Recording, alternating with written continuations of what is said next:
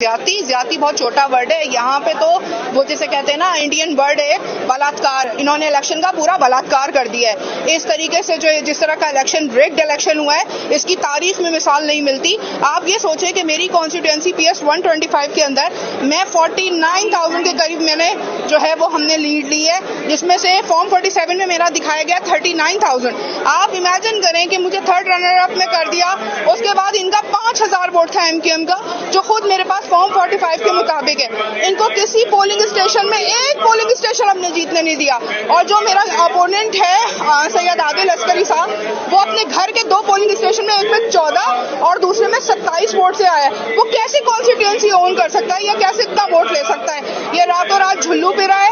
10 बजे तक मैं नंबर 1 पे जो है वो मेरा मीडिया दिखा रहा था, और अचानक 10 बजे के बाद से 11 बजे से रिजल्ट एकदम से चेंज होना शुरू गए कि मेरी जो 20,000 की लीड थी वो नीचे आना शुरू हो गई। जब मेरे पास फॉर्म 45 सारा कलेक्ट हुआ तो मेरा रिजल्ट जो है, मैंने इसको 34,000 से लीड पे हराया है, और JI जो थी जमात इस्लामी, उसको 12,000 की लीड से हराया है।